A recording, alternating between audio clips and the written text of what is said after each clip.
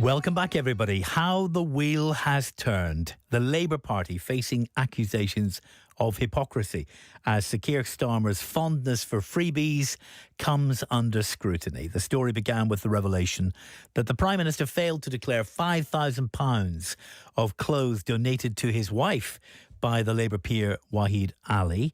But attention has now turned to Kier Starmer himself. The Guardian calculates that he has now declared more than £100,000 worth of free tickets and gifts. This is over a period of 5 years. Clothing, glasses,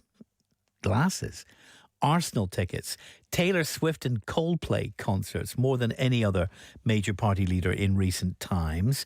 While all those gifts were declared, they're perfectly legal, the optics, the narrative that is now developing around the Labour Prime Minister aren't great, are they? Should the Prime Minister be taking gifts while many in the voting public are struggling with the cost of living? And for a guy who's earning, nearly £170,000 a year as Prime Minister, why can't he buy his own clothes? 03030 80 55 55 for your calls. We'll take your text on 81771. Andrew Eborn, the lawyer and broadcaster, with us, along with Dr. Philip Sargent, the author of The Art of Political Storytelling, Why Stories Win Votes in Post-Truth Politics. Good to have you both with us. Welcome. Philip, actually, I'm going to come to you straight away because your book is all about the importance and the power of narratives. Narratives can kill your political future. They can make your political future as well. Difficult to know how you develop a narrative, but this isn't a very good one for Kier Starmer. No, yeah, you're absolutely right. It isn't. I think one of the big problems he has, there are a couple of problems he has here. One, that narrative of politicians as always being hypocritical is one that's ever with us, and so this sort of slots very nicely onto that for people who want to make something out of it. And as you say, the timing of all these things is just working against him. The fact that we've had cuts to winter fuel payments, the fact that he made ethics in public life an important part of his story, as it were, when he was going for Prime Minister, all these things play against. He's created the context in which this narrative is worse than it would otherwise be, I think. Andrew, let's be honest, there are also narrative wars, there always are, in politics, where people on the other side of a political divide will try to create a counter-narrative for you to challenge your credibility. You look at Kier Starmer, he hasn't broken the law, he hasn't broken the rules, he's declared everything, that's all he has to do. Rules. I mean, the rules are very clear. There's a period of time when you must declare the gifts that you receive. There's also a ban, an absolute ban, on accepting gifts in return for parliamentary advice or services. So it does call into question. Yeah. So you need to sort of turn around and say, does this make sense? There's Lord Ali being given free access and so on and so forth in an unprecedented way. Does that contravene the rules? Is it unprecedented? He's a lifelong friend of Kier Starmer. He's already a Labour peer. He's an old mate. Well, is it right? And this is the whole point about the optics. Well, I love the title of Philip's book. It's a great glorious. title. Yeah, absolutely. We plug each other's books. It's got to be good. But I always say that justice, like most things, should be not only done but seen to be done. And the way that politicians run their lives, the reason that history repeats itself is because people don't learn the lessons from history. What has he done wrong, though? Where has he gone wrong? I'll tell you what, a couple of things. Firstly, he didn't comply with the rules, which say that you have to declare it within a certain period of time. Secondly, it's the biggest accusation about hypocrisy. And you can picture him having a go at Boris and Carrie. Carrie doesn't live here anymore. I hear that song. But you might remember the big thing about the wallpaper. Yes. And how they made a big issue about that. And the glorious headlines at the time about Interior resigns. You remember everybody came out with every pun possible. Well, I can tell you the pun at the moment should be the Frocky Horror Show, because that's what's happened on these particular gifts. Well, it's free gear Kier.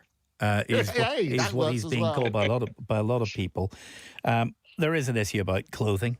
If you're the United States president, Philip, you get $50,000 a year as a clothing budget because you're expected to dress. You're expected to dress well and buy, black tie suits and all the rest of it. Other places around the world will give a clothing budget as a business expense for the head of government because you're expected to go out there and look good for the country. There are businesses that have clothing budgets for chief executives. There are broadcasters. Some of these people standing on TV doing stories about the clothing of Kier Starmer are standing in clothes bought for them by their commercial broadcasting company while they're presenting TV programmes. Maybe we need a budget for the Prime Minister to wear decent suits. Yeah, I think there's something particularly British around this whole scandal. I mean, the glasses possibly more than the. It is a bit suits. of a first world problem, I grant you. It's sort of that. I noticed that. Jeremy Corbyn's the only expenses he asked for were tickets to Glastonbury, which seemed very much in character. But you're absolutely right. I mean, it's the optics on both sides of this, isn't it? You do need to look good. You do need to look presentable. We get gifts from people in daily life anyway. This is a friend of his, as you said.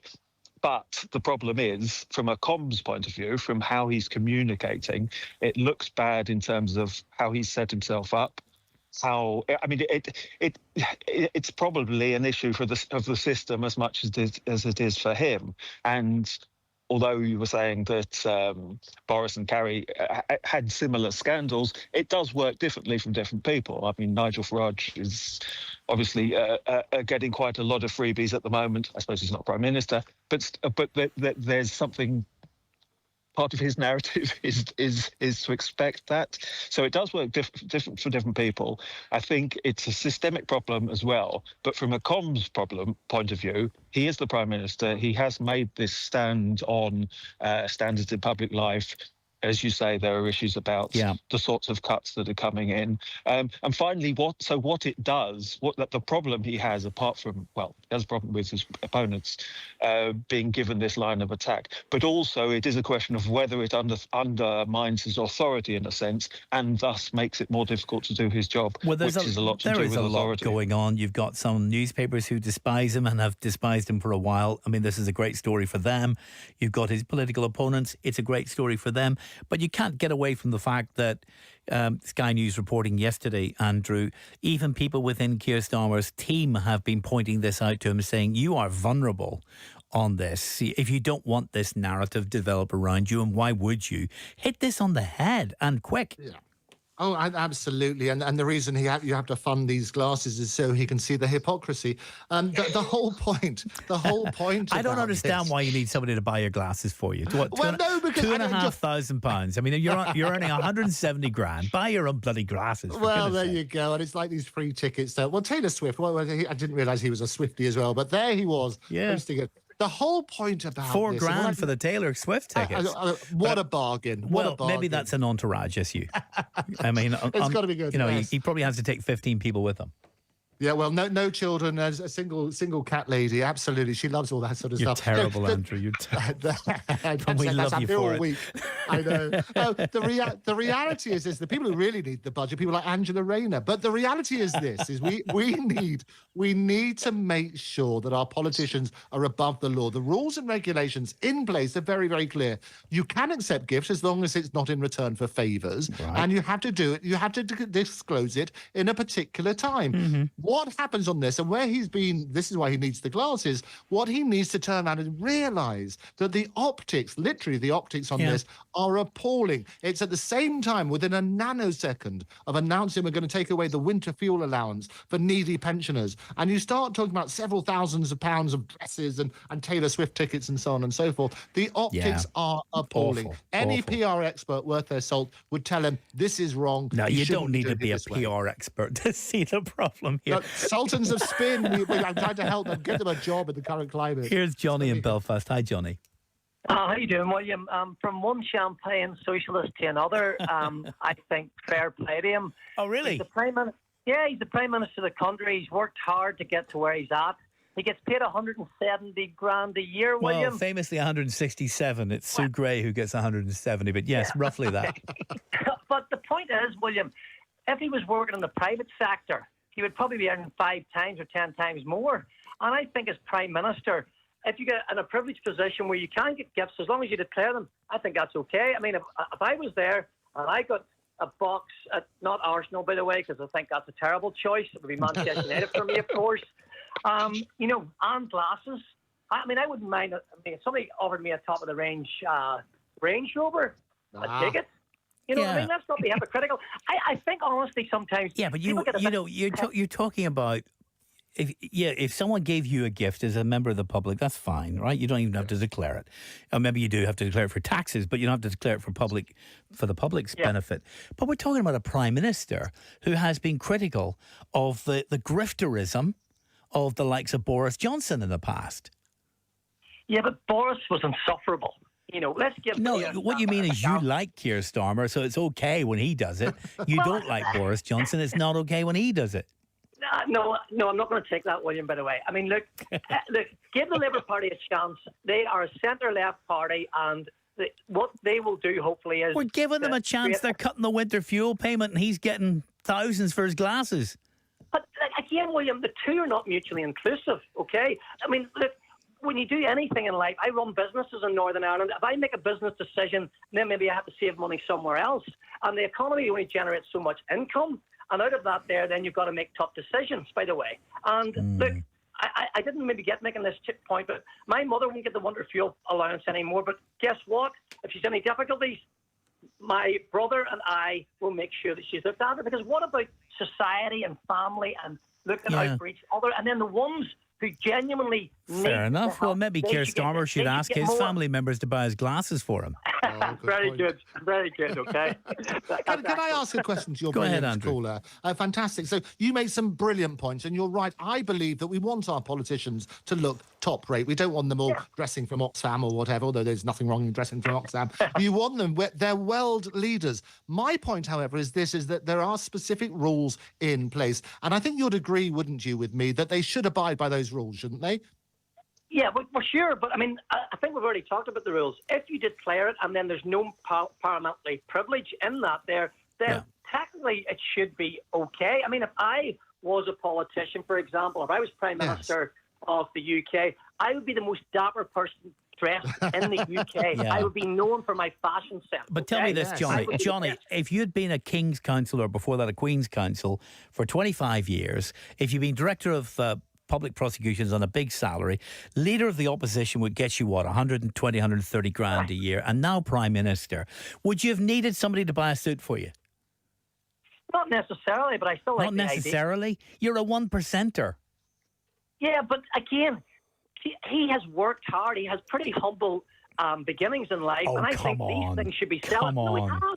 Wasn't this a humble filmmaker? You know, he hasn't had humble beginnings in terms of his salary for the last 25 years, has he?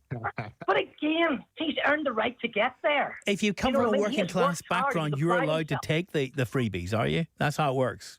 I think as long as you declare the freebies, yes. So, can I just clarify one final point, because you're making some brilliant points and very eloquently. One final point. He's a future GB News presenter. Absolutely. He's brilliant. I dance on more platforms than Paddington. The reality is this, though, isn't it? If he's broken the rules, that's wrong, and you condemn that, don't you? Oh, yeah, of course. Fantastic. So he has broken the rules, so you condemn it. Yes, but to the best of my knowledge, he hasn't. Oh, no, he has, because there's a certain time period. Kier Starmer's maintaining he hasn't broken the rules. He declared them. You're making a kind of a bureaucratic point about the way in which it was declared. Now, his wife's gifts were not declared. They've fixed that because they said that they didn't know that his wife had to declare it because she's not an MP and there's no form there that they could see. But the fact there is a form and they didn't declare it. So there was a breach of the rules, no doubt, in respect of his wife. Johnny, thank you very much. There's a question about whether we need to change the rules. Would it be better? Would it be better, Philip, if we just ban Prime Ministers and MPs from accepting any gifts? I mean, there's a strong argument to get more money out of politics. I think in our country, it's not nearly as bad as it is in other countries, and the problem is it is going that way a little bit in the UK. The other thing I wanted to say was there's a big cultural aspect to this, because in I expect it's different parts of different people from different backgrounds are viewing this in a different way, similar to the previous caller. And if you transpose it to America, for example, the fact that you're finding ways to exploit the American dream, as it were, get these gifts from things, would be championed much more than it is in Britain. So I do think it plays to different cultural cultural beliefs and so forth. If you're in the United States, where every time Donald Trump flew from the White House to go and play golf in Florida, it cost $3 million. $3 million of public money to get onto a plane with an additional plane and all the military jets and the entourage. That's how much it costs to travel a few hours to go and play golf. If you're in that kind of world, nobody's talking about where you got your tie from or your glasses from. And I see on the BBC page, looking at this, it's a very interesting page about clothing and politicians, incidentally. They tell the story here of Emmanuel Macron, the president of France. Last year, a big news story about him last year, it was revealed that his office had reserved a business class seat on a flight from Paris to Brazil at a cost of £4,000. A business class seat. And it wasn't for him. It was to transport 2 of his suits. They put 2 of his suits in a bag on a business, not even an economy seat, a business class seat to get his suits to some event he was doing in Brazil. Maybe they left them behind. They had to get them to him. And, you know, they are the president's suits.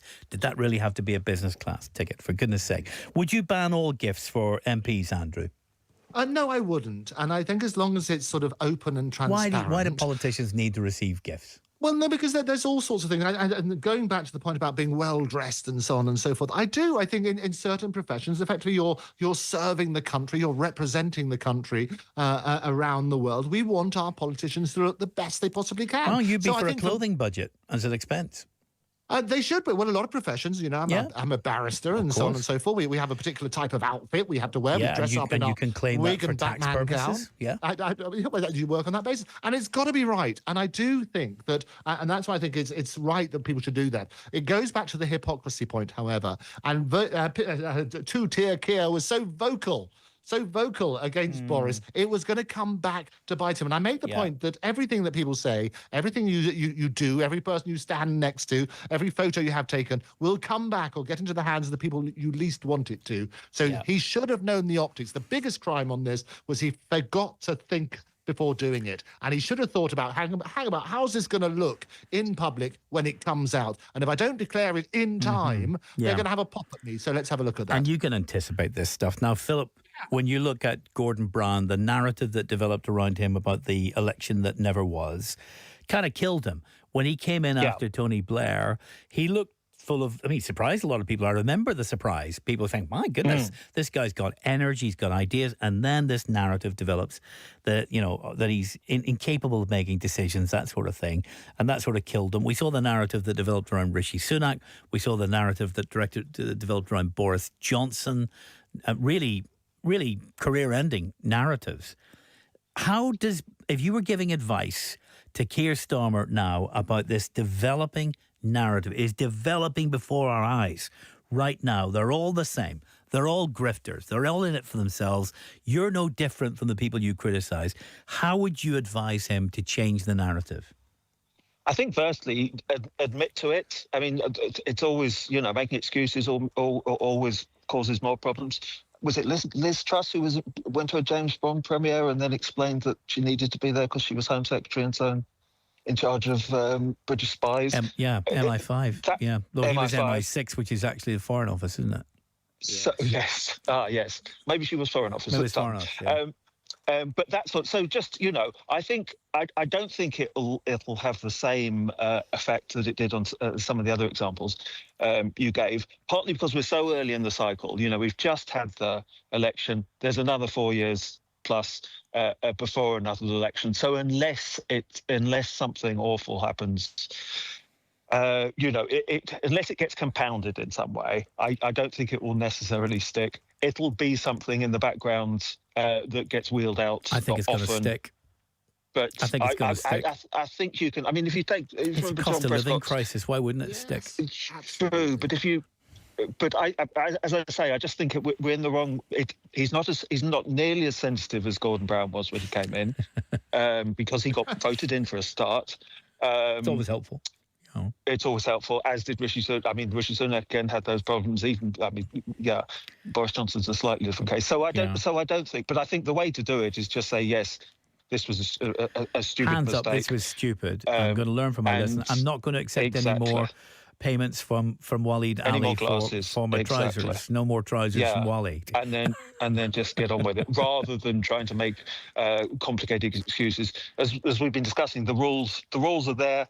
Some people think he's broken them. Some people think he hasn't. This is always the way with rules. There's always a grey area around them, so you cannot. But if you get into that, you're sort of justifying it. So I'm going to call Philip a leading political narrative analyst and expert, is saying to us he doesn't think this is going to stick. Andrew? I can tell, of course, it's going to stick, and everybody's going to use it every possible opportunity to bring it up. Because they're going to make it stick. They're going to repeat it and repeat it. I'll give you the headline: the Frocky Horror Show. There you go. Have that one on me. Yeah. Sunlight. You've got to be careful how you say that. That could be career-ending. I thank you. Yeah. I'm here all week. Sunlight is the best disinfectant. I keep advising people on this sort of basis. The optics on this was so wrong. They need to consider this and make sure they don't make the same mistake again. So the budget's coming around, Andrew. We're not going to be talking about it after that, right? Oh, absolutely. All the time. When the budget comes in, they're going to turn around and say, all these people, there are going to be more taxes put up. People are going to be hit even harder. Let's talk about your wardrobe budget. Well, this is the problem, isn't it? But also it's going to come on when we have our winter issues and people have a choice between heating or eating, and they come back and turn around and say about the figures, the horrendous figures, thousands of pounds that Sir Keir's basically received in gifts. That will guarantee to keep coming back and biting him. One of our listeners says the business class seat was required to be beside the business class passenger carrying the suits. Is that how it works in business class? You need an entirely different seat just for your suits. Liam says, and Liam's always attacking me, so I'm not surprised by this. It's not a surprise that across the BBC's output, the corporation is running a defence of Starmer. What show are you listening to, Liam? Does this sound like a defence of Starmer when people are talking about how this could be a crippling narrative that he can't get beyond? So if he is going to get beyond it, the advice from Philip is put your hands up. But Philip, it's too late. It's too late for that, because he had an opportunity to do that, and he says there's nothing to see here. Yeah, that is, but then it's never completely too late. As I say, I think it'll stick, but I don't think it'll be consequential in the way some of these other things are. He won't be able to.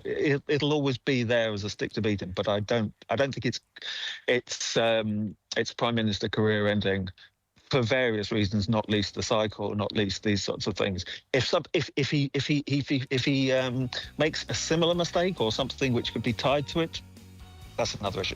Andrew, if you were Prime Minister, what kind of gift would you like? Well, firstly, I think I should be Prime Minister, and you're absolutely right. I think the campaign's already started. But what kind of... No, I think that the gift of truth and honesty and transparency... The sword of truth. What do you remember Penny Mordaunt? She had a lovely sword. Big a sword of truth with the wonderful diamonds encrusted, however you want to do it. I think that's a glorious idea. Andrew, but Starmageddon will Andrew be coming Eborn back to haunt us. and Philip Sargent, thank you both very much. Here's